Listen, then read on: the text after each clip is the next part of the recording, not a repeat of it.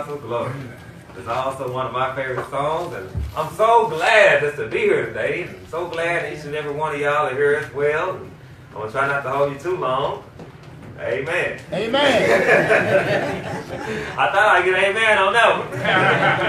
But this sermon, I don't think I'm going to get too many amens on. As we start to focus on stewardship, we're going to look at several different things. How you spend your money, how you spend your time, and how you use your talents. But today I'm talking about that money, y'all. So again, I know I don't get too many amens today, but I still got to preach the truth.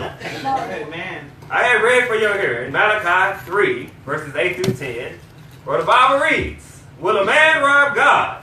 Yet you have robbed me, by ye say, wherein have we robbed thee? In tithes and offerings. Yeah. You are cursed with the curse, for you have robbed me, even this whole nation. Bring ye all the tithes into the storehouse, that they may be meat in mine house, and prove me now herewith. Said the Lord of hosts, if I not would open up the windows of heaven and pour you out a blessing, that there should not be room enough to receive it." I chose for a topic today, will a man rob God? To discuss this topic, I'm going to make 3 really quick points, and hopefully the lesson will be yours. There is a difference between tithing and offering. I want to see who's bold enough in here to rob God. And lastly, we got to realize that no matter what, God will provide all our needs. Amen. When we think of robbery, most of the time we think of somebody getting a ski mask on and going to a bank, or somebody getting held up on the street, or grand larceny, somebody stealing and embezzling from their job, or all kind of different ways of things we think about robbing. Basically, somebody taking somebody else's goods is what we think robbery is. And I'm sure that somebody, each and every one of y'all have had somebody y'all know, or y'all selves have been robbed, or somebody done broke into your house, or something done happened like that, or somebody took goods of yours that didn't belong to them. That's robbery. And after hearing that description of robbery, how many of y'all are robbing God right now? Well, That's a question I'm asking, because I know you say, well, I don't have no ski mask on right now. I'm not robbing God. You might say, well, I don't do anything like that. I'm not doing anything evil against God. Well, we're going to see, are you robbing God by the way you give? And we're going to talk about that today. And again, I don't expect too many amens, but at the same time, it is what it is.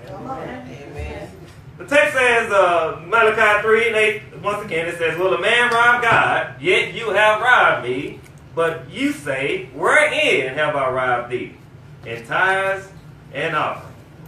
The text said, God is asking, how can you rob me? I'm a spirit. How can you rob God? By not giving to God's house. I know a lot of times people will say, I'm not going to go get no money to that church because I don't preach it going to get it. Trust me, we don't get much here. I can tell you that right now. It don't go to us. It go for the work of the church. And it's not about giving a man anything. It's about being obedient to the will of God. yeah. But that's the reason why we got to break down tithes, and I'm going to break down what offering is. So we'll get a good understanding of it. First of all, with tithes, we got to realize it was a tenth of everything the Jews had. Well, We always think about money. When we think about tithing, we say, well, it was 10% of my money. So if you had $1,000, that'd be $100 of your money. That's kind of how we think of it. But tithing was so much more than that. First of all, we got to recognize that Abraham paid tithes to Melchizedek. Moses recognized this as a duty of all, and Jacob even said that of all thou I should give a tenth of all I have. well, So tithes is a tenth of all everybody had. And the first Mosaic law is recorded in Leviticus 27, 30 through 32. The paying of tithes was important to the Jewish worship. It was important for a lot of different things. And when we think of tithes, again, we think about just the 10% going to the church. But tithing was a little bit more than that. They had to give one tithe, and we think of 10%. They gave 10%, three 10%. One 10% they gave is for the Levites, for the Levitical priesthood. The second one they gave was for the temple and for the great feasts they had. And the last one they gave was for the poor in the land. So they gave 3 different tithes, which would be 30% of what they had. And we look at the 10% and think, well, the 10% is a whole lot of our money. If I get $1,000, I ain't trying to get a man down there $100 of my money. But that's not what it's about. It's about the obedience to God. They had to give a tenth of all they had. Well, All the things that they built. All the animals they had. Everything they had. Again, we thinking just purely on money. We got to think more than that. Think about everything they grew out the ground. Everything they made with their hands. Every single thing they had to give 10% of.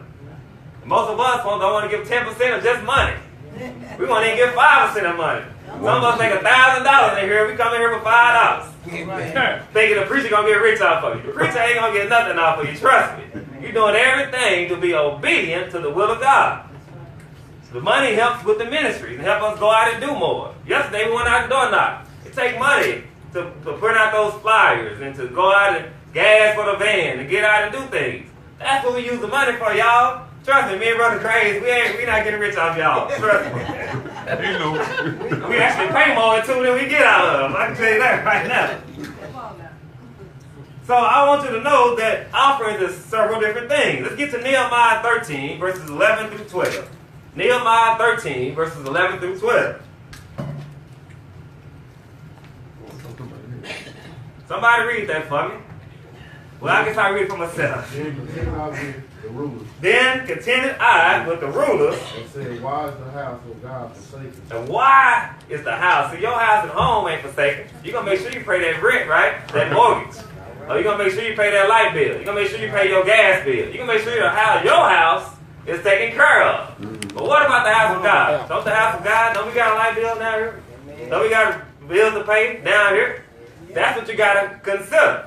Go ahead, brother. Keep reading. And I gathered them together. And I gathered them together. And set them in their place. And set them, I'm going to put you in your place. I got to put you in your place today. If you're not giving properly, you don't have the faith you need to be pleasing to God. Read the next one. Read verse 12 too, brother. Then brought all Judah the tithe of corn. A corn. See, we were just talking about money. We thought we were just talking about money. What did he say? The tithe, Judah brought all the Judah the tithe of corn. The tithe of corn. So he had to give them 10% of their corn? Yes.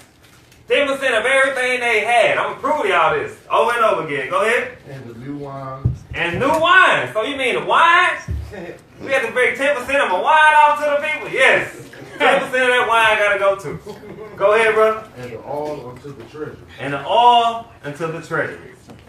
So the wine, the oil, the food, everything they had to go into the treasury. 10, 10, 10. Now I just want to prove, I will prove a point to y'all. Let's go to Exodus 35 and 5. Actually, first of all, let's go to Genesis 14 and 20 first. Genesis 14 and 20. Now this is Moses talking now. The great Moses. And blessed be the Most High. Blessed be the Most High, which had delivered me from my enemies. Into thy hand. Into thy hand. And he gave him tithes. And he gave what? Him tithes of all. He gave him tithes of all. Now this is an Old Testament command, but I'm going to tie it into the New Testament and what we got to do today. I just want y'all to understand what they were doing and what our charge is today. Let's go Exodus 35 and 5. Exodus 35 and 5. Take you from among. Take you from among the offering unto the Lord. Whosoever is of a willing heart, let him bring it. He's not making you do it. It's of a willing heart. Let him bring it. And an offering of the Lord. An offering of the Lord. Gold and silver. Gold. And silver. Silver. And brass. And brass. So you mean my gold, my silver, and brass? 10% of that too? Yes, sir. Yes, ma'am. So there's a difference between offering and tithing, though. I want to get into offering now a little bit.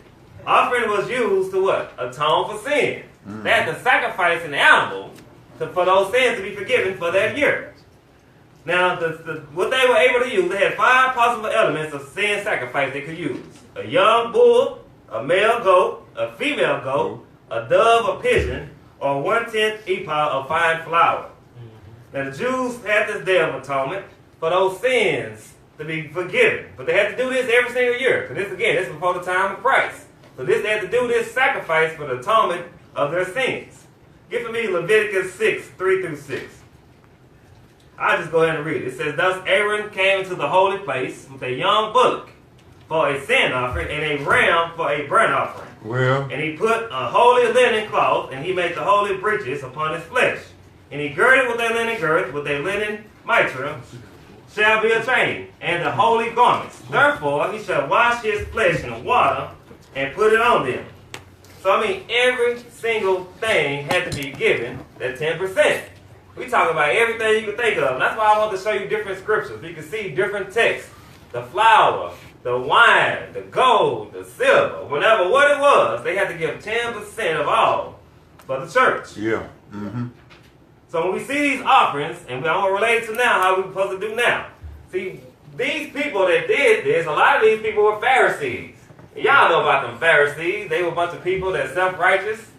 And they want us to be better than those Pharisees. And the Pharisees are willing to give 10, 10, 10. What are we willing to give today? Well. Matthew 5 and 20.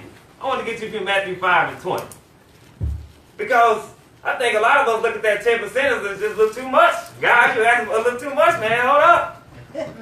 What is it? Asking for too much. Give me Matthew 5 and 20. For I say unto you, For I say unto you that except, go ahead, your righteousness exceeds the righteousness of the Pharisees. The Pharisees were going to give 10, 10, 10. He said your righteousness is supposed to receive, supposed to be better than that. Go ahead, brother. The righteousness of the scribes and the Pharisees, ye shall in no case. You shall in no case enter into the kingdom of heaven. So right now, if you thinking you get $1,000 and the church don't even see $100, I know it's not our commandment. I'm gonna get to it a little bit later, but just in principle, you will not see the kingdom of heaven. It's letting you know right now that if you don't have at least enough faith as the Pharisees who at least willing to give 10, if you don't have at least that much righteousness in you, then you will not enter into the kingdom of heaven. See, some wonder why they always in crisis, why they always got financial issues. Well. Malachi 3 and 9 said, you're cursed with a curse, for you have robbed me. You broke because you're robbing God. You wonder why you ain't got no money, why you always got problems in your life. Well, watch because out. You've been robbing God all this time. Well. When you're robbing God, he put a curse on you. We talked about curses earlier today. We ain't talking about he cussing you out. Fancy. We don't mean that. When he say he put a curse on you, that's even worse.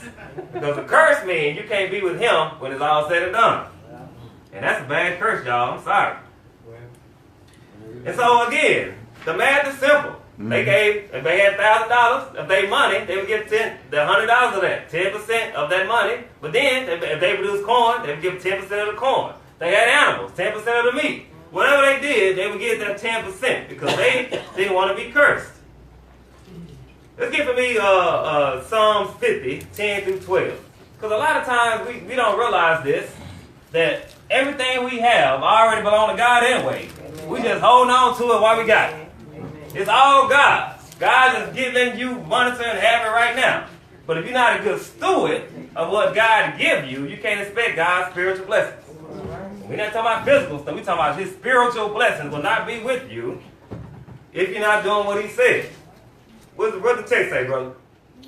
Every beast of the forest is mine. For every beast of the forest is his. And the cattle. So that steak that you eat, that old steak you like to eat, that belongs to God. All that food you like to eat, all the beasts of the field, it belong to God. So anything that you eat like that, it belongs to God. See, without God, you won't have those things. You got to realize it all belongs to him anyways. Well. Go ahead, brother, keep reading. And the cattle upon 1,000 hills. And the cattle upon it. I just talked about those steaks. Y'all know I love to eat those steaks now. But it wouldn't happen without God. Go ahead. I know all the fowls of the mountains. All the fowls of the mountains. And the wild beasts of the field are mine. If I were hungry. If I were hungry. I would not tell thee. I wouldn't tell you.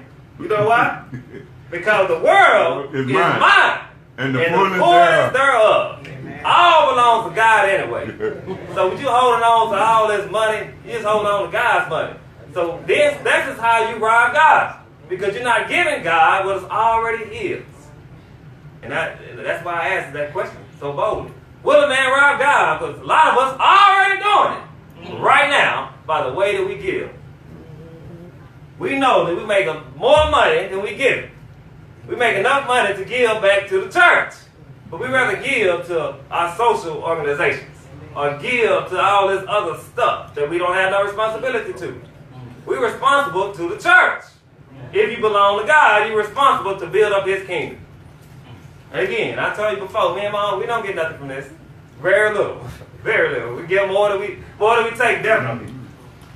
And so I want you to realize this. I don't care if you're a vegan, God made all the vegetables. I don't care if you, whatever diet you got, Atkins diet, whatever all these fancy diets they got now, God still made everything out there that you have. Amen. I know a lot of times we'll say, well, I'm not going to go rob God. I'm not robbing God. But you are robbing God when you don't do and give like you're supposed to. See, a lot of times, you ever seen a person, you kind of remind me of those people that go inside of a bank. You ever seen those people go inside of a bank, they just have like a little note. They say, I'm robbing this bank. You know, they let the teller know that I'm robbing this bank. They go in there with the note. That's what you doing. You walking around with a note all the time saying, I'm robbing you, God, because I got my money in my pocket. You ain't getting none of my money, God. It don't go to you, it go to me. I think we get beside ourselves and fail to realize that who everything belongs to. 1 Corinthians 16:1-2 says, now concerning the collection for the saints, as I have given order. He didn't say it was a request. He said, as I have given order. That means something you must do. Given order to the churches of Galatia, even so do ye. So he gave this commandment to the people of Galatia. Now he gives this commandment to all the people, to all the churches across the world. Even so do ye, upon the first day of the week, let every man, not just me, not just Brother Gray, everybody in here is he talking about. Let you lay in store. So when he say lay in store, that means when you get paid, the first thing that needs to come out is God's money. Well, Before you start burning about the bills and your car notes and your food, everything else. Because God, you got to believe God's going to provide for you, don't you? Amen. You believe God's going to provide for you, you got to give him his off the top. Amen. So when you get it right then. He say lay by in store. That means it's not like, okay, I'm going to pay all my bills, and whatever I got left over, I'm going to get a God. That's what most people do. But now this lesson lets you know you got to lay by in store. You got to be prepared. You got to make preparations for what you give to God. Well, you can't give God anything. You need to give God your best. He gave you his best, didn't he? He gave you his son. What's better than that? well, Let's go to 2 Corinthians 9, verses 6 and 7.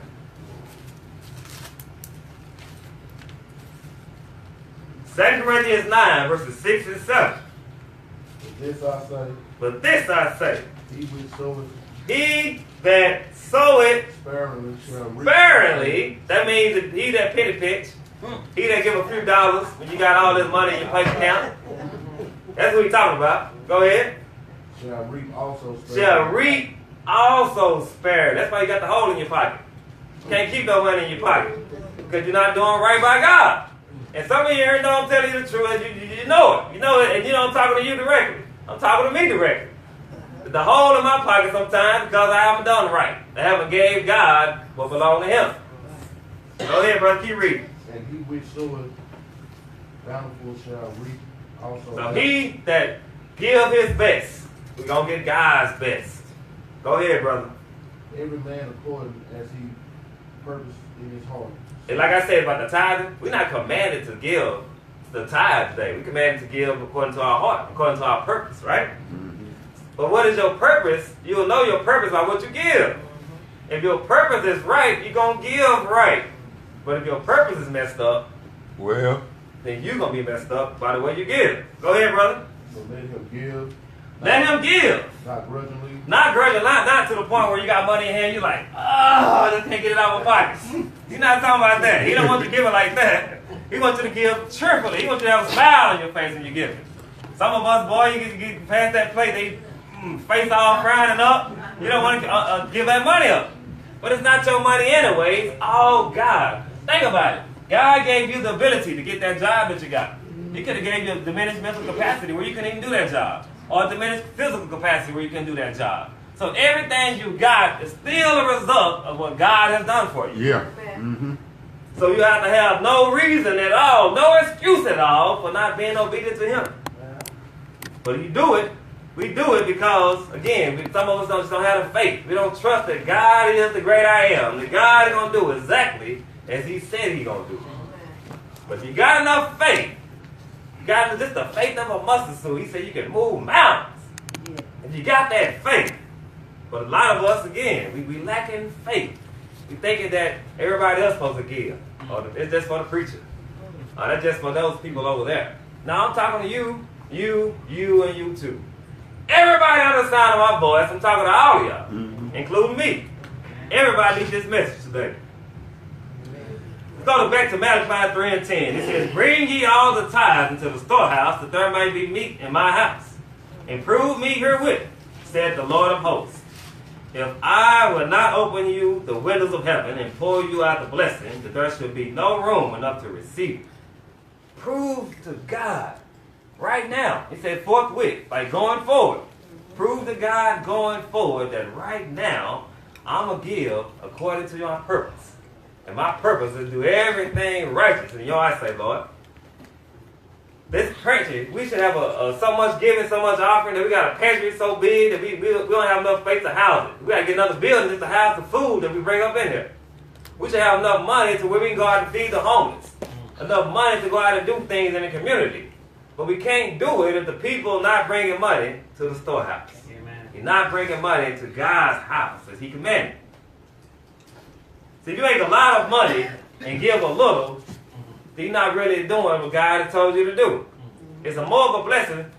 My mother told me one thing that really stuck with me, that she gave more while she was on the fixed income than she ever did while she was working. And she said she had, by the time she was on that fixed income, she had the faith that she needed to realize that no matter how much money she had coming in, she had to give God a part of that. I know a lot of us say, well, I've been laid off. I'm only getting this unemployment check. Okay, give God some of that. Give God whatever you prosper. Because whatever you got and comes to your life and your money, that's something you prosper in. So give it back to God. I don't care how little the amount is. In fact, if you got a little and you gave a lot, God is more pleased with that anyways. Let's go to Mark 12, 41 through 44. Mark 12, 41 through 44. And Jesus sat over against the treasury and beheld how the people cast money into the treasury. And many that were rich